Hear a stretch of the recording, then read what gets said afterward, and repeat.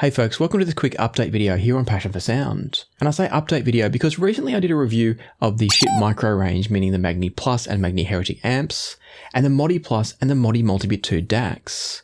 As part of that review, I also referred to the Nitsch Magni Piety amp, but I didn't really give it a fair go. That's because the amp arrived only just in time for the video and I didn't give it enough time, so I apologise that I rushed it through, and in doing so, I've undersold the Nitsch Piety. And so another thing I want to say is thank you to those viewers, including Peyton, who lent me the Piety. Thank you to those viewers who called out and said, hey, there is a gain switch on the back and that high gain sounds better. So I've revisited the Piety and I wanted to clarify and cover off a few things here just to put it into its right perspective. If you want to start off with the full picture of the Magni Plus, the Magni Heretic, all of that, then do check out the other review, the full roundup review. But for now, I'm just going to focus really on talking about the Piety, where it came from, what it's about, and of course, how it sounds now that I've given it a more proper and thorough review. And so the first thing that I want to mention, in case it wasn't clear in the original video, is that the Nitsch Magni Piety is sort of a collaboration between Nitsch and Schiit, and specifically how I understand this to have come about is that CT, who's the founder of Nitsch, CT was chatting with Jason Stoddard from Schiit about a design of the Piety that came out of Schiit originally. But as it turns out, this was not a design that was going to be feasible for extended production runs, and therefore Schiit shelved it. And so through collaboration with CT from Nitsch, the Nitsch Magni Piety was born as a limited production run. So either you've got one of these already or you're never going to get one unless you find one on the secondhand market. And so what's going on inside the Piety is that it's a solid-state headphone amp and preamp that's designed with some of Schiit's continuity circuit designs, but that's been carefully tuned with different transistors, resistors, etc., to behave more like a tube amp. And what that means is that when it does distort, it distorts like a tube amp. It also means that it's got some of the harmonic characteristics of a tube amp. So it's not a headphone amp that's designed for measurement freaks. That would be the Magni Heretic. This is an amp that's designed for those that actually love the idea of tube amps, love the idea of some euphony and some colour coming from your headphone amp. And I'll talk shortly about what that coloration means, whether it's good, whether it's bad, when it's good, when it's bad. I'll talk about all of that shortly. But before we do, the other thing I want to cover off are a couple of the design differences between the Magni Plus and the Piety. And these are the things that tripped me up the first time because I was in such a hurry to get it in the review. Firstly, as you'll see from the two on my desk, this is the Magni Plus, this is the Magni Piety. The first thing you might notice is that on the Magni Plus, the headphone socket is all the way over here, whereas on the Piety, it's on the other side, right next to the volume pot. In that location on the Magni Plus, there's actually a gain switch, and it's a three-way gain switch, so you got low, medium, and high. I incorrectly said in my original review that there was no gain switch on the Piety, and that's because I'd plugged it in and started using it without actually paying attention to the back panel. Because on the back panel of the Piety, you'll see there's not only the power switch, the same as all Schiit design devices, but there's also a gain switch in between the input and the output for the signal. And so just like the Magni Plus, this will take a single-ended input and give you a volume-controlled single-ended output as a preamp, but unlike the Magni Plus, there's a gain switch in the middle. In the case of the Piety, it's only high or low gain. And as I alluded to before, a number of viewers said that this sounds much better in high gain, and I have to say I agree. All of my original testing was in low gain, and the amp is just a little bit better, but noticeably better in high gain mode. And I say a little bit better, it's enough of a difference that I would absolutely say if you can run this in high gain, you should, and I'll explain why in just a second. But before I get to the sound quality difference, there is one issue with needing high gain to sound its best.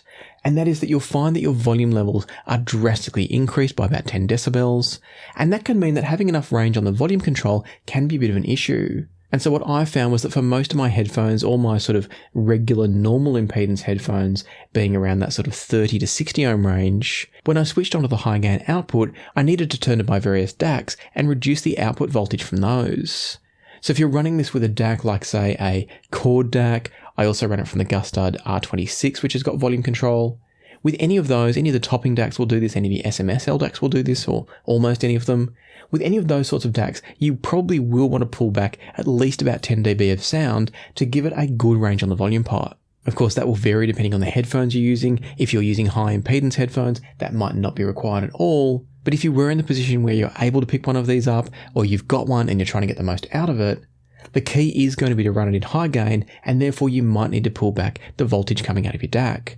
And when I say voltage, what I mean is the volume. If your DAC has a volume control, just pull it back a few clicks, maybe set the Piety to a level that you're happy with on the volume pot, whether it's 9 o'clock, 10 o'clock, 12 o'clock, set it to a volume that you think is a good starting point, and then adjust your DAC accordingly. And so that could be a bit of a challenge if you're running a DAC like a Schiit Magni Plus, a Magni Multibit. It's going to have a fixed output, and you may struggle to get enough range on the volume pot. But if you can get enough range on the volume pot in high gain, what you're going to be hearing is a wonderfully articulate and yet also rich and kind of slightly smooth sounding amp. Trying to work out what gear you should buy next? Have a look at the Passion for Sound Recommends link down in the description below. Clicking on the link will take you through to my Patreon page, and specifically a post where you can click on the Airtable image to go through to my recommended product database. Once you're in the database, you can use the filter button up the top to choose which sorts of product types you want to have a look at, maybe headphones, maybe DACs, maybe amps. Choose the one or ones that you want to see from this list, and then you can also sort the list by price if you want to, or other features as well. You'll then see a consolidated list just of the product types you want to have a look at, including things like what the retail price was when I last checked. You've got links to my reviews of each product, and then also links to where you can go and buy them. Feel free to play around with the filters and sorting options as much as you like to find the gear you're looking for, and I hope that this database points you in just the right direction for you. So happy hunting, happy listening, and now let's get back to the review. And so let me clarify exactly now what happens when you go to high gain versus low gain on the Magni Piety. For those of you out there like me who thought initially that this might have just been one of those effects of having just a little bit more volume when you're in high gain, what can often happen is that when we go between low gain and high gain, if you don't exactly match the volume, it's very easy to be just a little bit louder in high gain, and that can create the impression of increased dynamics. But for those of you wondering that like I was, I made a very strong point of matching the volumes between the low output and the high output.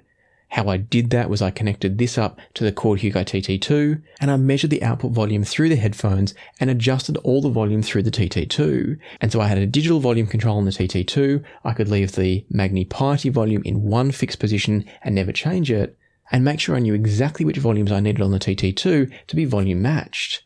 So I had minus 8 dB for the low gain, minus 18 dB for the high gain. Once I did that, it was very clear that there was definitely a sound difference. The overall sense of tonality, character, and presentation from the amp didn't change drastically, but what happened was the sense of articulation and clarity in the sound just came up a notch in high gain.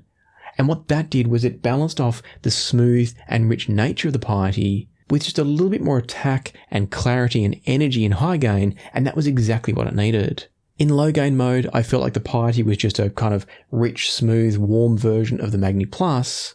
But in high gain mode, it's a different beast entirely. And I don't mean different beast in the sense that it sounds like a completely different headphone amp. What I mean is that additional energy and clarity that's been delivered by the high gain mode just suddenly balances its sound so perfectly. It's like if you've cooked a fantastic meal that's generally pretty good, but then you add that last little bit of seasoning, that last little bit of salt, and it brings the whole thing to life. That's what the high gain mode does for the Piety. And so to put that into context, let me quickly run through a track that I listened to where I jumped between the Magni Plus and the Magni Piety to give you a sense of what I was hearing in the high gain mode of the Piety against the high gain mode of the Magni Plus. So it was apple for apples. The track I used to write my notes was The Girl I Once Knew by Ian Moss. And starting off with the Piety in high gain mode, the very first thing that jumps out is that sense of articulation and clarity and energy combined with richness and smoothness. And that's the key for me with the Piety. It's all about the balance of richness and smoothness with enough energy to make it exciting and engaging. The vocals from the Piety have texture and clarity, but they're well balanced with the presence and the body of the male vocal on this track. Everything just basically sounds alive and natural. There's no sense of enhancement anywhere, but there is articulation and energy. And what I mean by that is that sometimes components can produce energy and articulation by feeling like they're actually enhancing the treble or somehow enhancing the signal to bring extra energy, and it can get fatiguing. But that's not the case at all with the Piety. It sounds so natural, so lifelike, but at the same time it's not doing it by becoming too smooth or too rich or too energetic or too forceful. It's just a beautiful balance. Now, I'm not for a second sitting here saying this is a dead neutral amplifier. It's absolutely not. It definitely has that sense of richness and smoothness to it, but the balance brought by high gain mode means that it's not overpowering. It doesn't sound thick and rich when you're in high gain mode. It just sounds like a lovely, engaging amp. When I switched over to the Magni Plus, which is another amp that I also really like, what I heard from the Magni Plus was a sound that is a little bit drier. It still has the same sense of articulation and clarity, maybe a touch more so, but it doesn't have the body and the presence and the smoothness that balances it off so beautifully in the Piety. And I'm saying all of this from my perspective. There will be those of you out there that say the Magni Plus is just right, that's all you'd ever want, it's going to depend on your tastes and your headphones. But I'm so glad that I came back to revisit the Piety in high gain because I now get why people love it. Coming back to the Magni Plus for a moment, one of the reasons I think it now falls behind a little bit on the Piety to me is that it's got a slightly drier sound than the Piety. It is perhaps a bit more transparent, it's probably delivering just a touch more texture in the sound, but it's also a drier sound. It's not as engaging, not as enveloping in the music. It doesn't sound as much like I'm in the room with the musicians. It sounds like a really good rendition of a recording. And I guess what it comes down to and what I've written in my notes is that for me, the Magni Plus is great, but it's less addictive than the Piety. The Piety is absolutely an addictive sounding amplifier.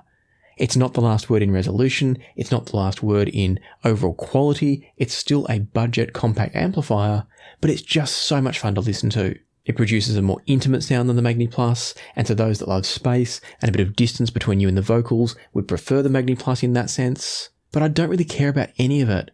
When I plug in the Piety, it's just fun, it's just enjoyable, it's just natural and easy to get lost in the music. And so ultimately, both of these are still fantastic amps, as is the Magni Heretic that I spoke about in the full roundup review, but I definitely wanted to come back and give the Piety its due.